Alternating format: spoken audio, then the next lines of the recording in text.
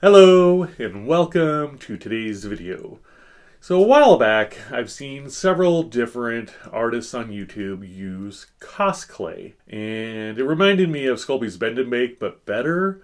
And so you could make something out of clay and it would have some flexibility to it, and I thought this is awesome. This would be a lot of fun for different projects. But I went on Amazon and I kind of had a squirrel moment. So I was looking through the cosplay, and all of them had shipping with it. So I was scrolling through, and I found this, which is Pixiss Forming Foam Moldable Foam Clay. That's a mouthful. So it's 300 grams, which is about 2/3 of a pound.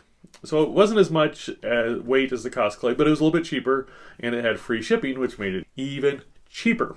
I will put an affiliated link down below if you want to buy this for yourself and help support the channel. That would be awesome. Get started on sculpting a couple projects out of this forming foam, moldable foam clay right after this.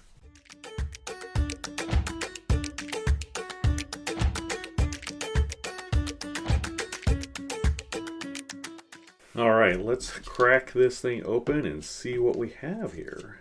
It says open. That didn't work. Oh, really? I like to follow instructions, but this is not making it easy. Maybe I just need to pop it off now? Yeah. Okay. Now we have our clay in a bag. I'm assuming I can reuse this. Hopefully that's got a good tight seal. I didn't crack anything. Sculpt, air dry, 24 to 48 hours. Cut, sand, prime, and paint. So today I'm just going to do a couple little sculptures with it to see how it is, let it dry, and see how it feels after it's dried and the flexibility of it.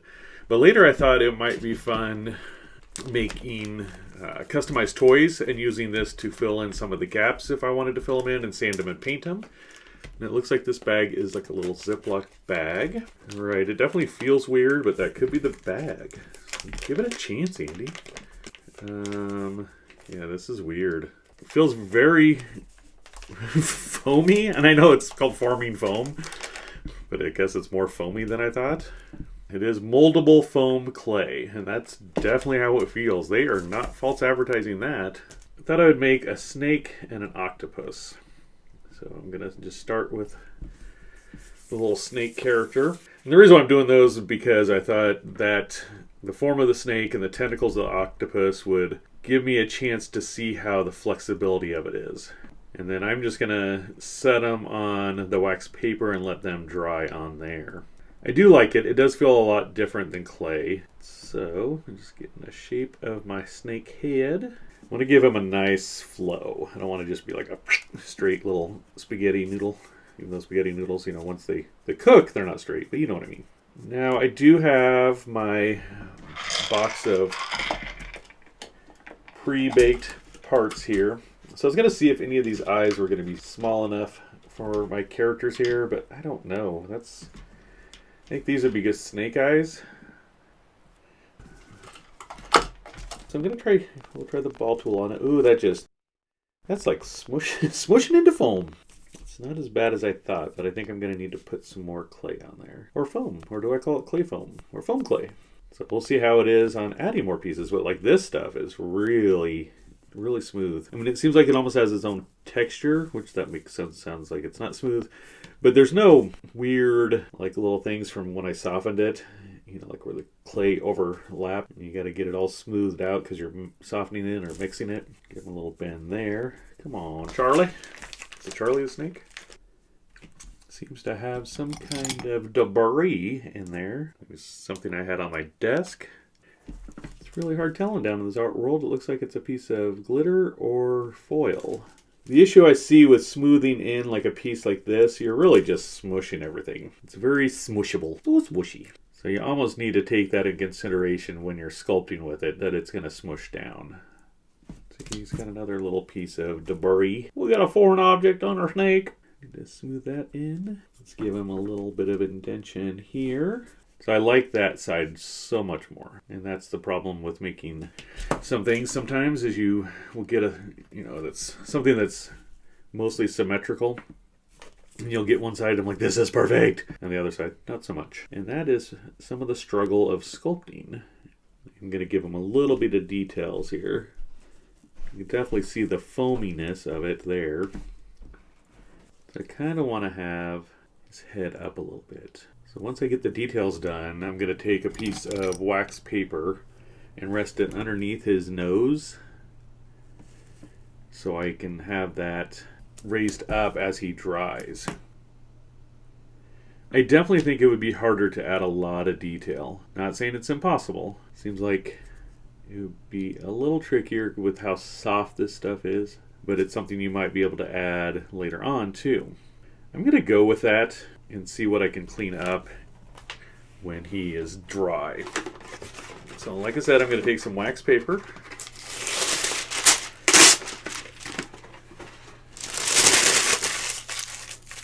Just going to roll it up into a ball. Charlie bit me. Is that still a thing? And there's other things you could prop underneath him. I could prop some tools, whatever. But I just add the wax paper there. All right, let's just go with that. Now I'm going to try my octopus. So the first thing I want to do is the body. And then I'm going to try to sculpt the tentacles separately. Okay, so I do like that. It's about that size. I'm going to adjust it. I'm going to give my little octopus one eye. Let's go with this one. So I'm just take my ball tool. It does sculpt out really well that way. It's a little cyclops octopus. Okay, now I want to give him a little mouth. I'm just going to do a little ball.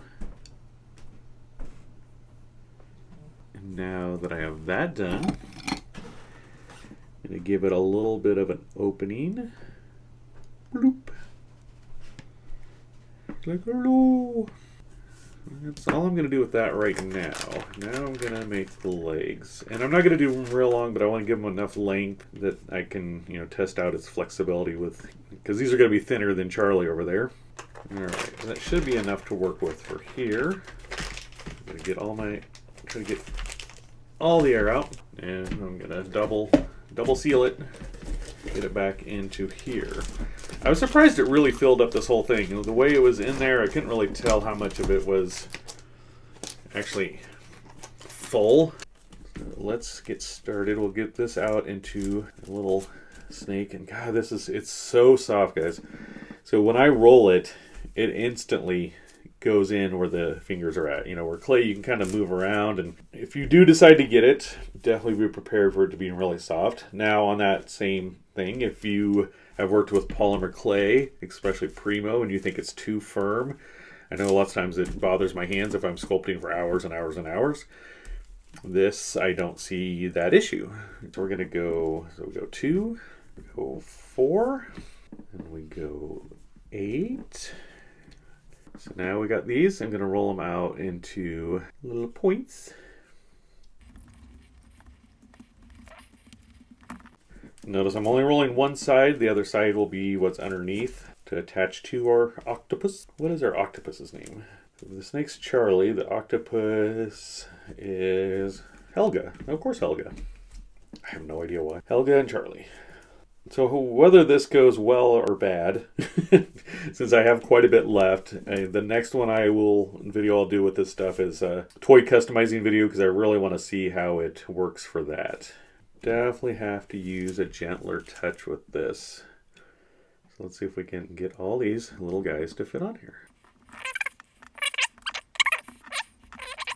Did it more on the back side of them instead of the underside. But I think that'll work, because I'm kind of tilting it down, and that'll give her, Helga, a little more like she's looking up. So this stuff would work really fun for a spider too, but I thought the octopus is more flowy. So let's find some stuff to lift up Helga's tentacles while she cures. And Charlie, he keeps getting bumped there, even though that looks like that's going to stay. See what I mean? Like how I can drape that. I think that's sufficient. She doesn't need them all going all over the place. Give her a little more movement. Like I said, she's not a super detailed sculpt, and neither is Charlie. I just wanted to test this stuff out, and if I'm happy with it and happy with its durability, I will make some other sculptures out of it. All right, let's let these set. I'm going to go ahead and let them set for a couple days because it says 24 to 48 hours, and I don't want to rush it. So it's been well over 2 days.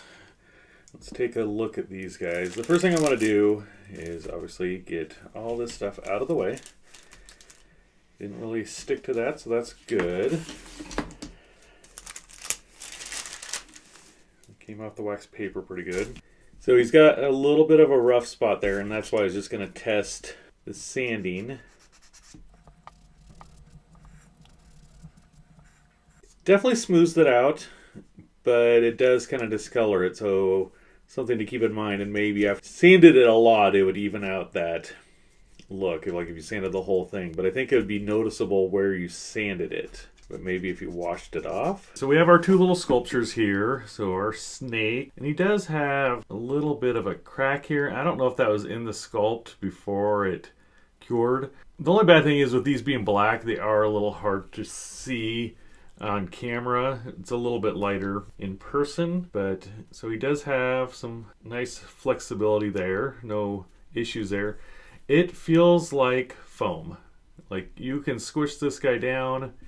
It does not feel like a, like an air dry clay. So he's fairly bendable.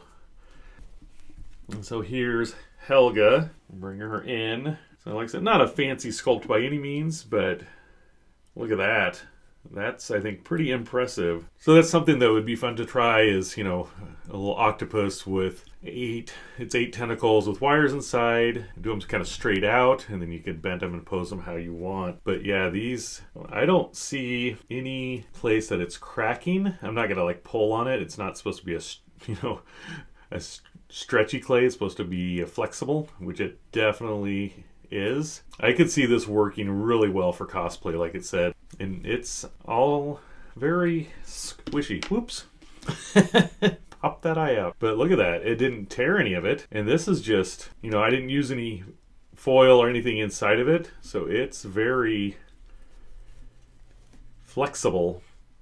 I'm overall really impressed. It is a little, harder to work with as far as, it's so smushy. That is just the property of the air dry foam clay, since it is not a regular clay. So I would definitely recommend this product to try out. It's not very expensive. And, like I said, it's not a sponsored video, but I do have an affiliate link in the description. If you want to try it out, it does give a little bit of a kickback to the channel. So I do have something to gain there. But, try it out and see what you think and tell me your opinion of it. I'm pretty impressed with it. And hopefully you guys know I wouldn't recommend something that, I wouldn't buy myself. I bought this and overall very happy with it. All right. Well, thank you so much for watching today's video. And remember, never stop creating. Bye. Wow, you stuck around to the end of the video? That is awesome. You must have really liked the video or you fell asleep.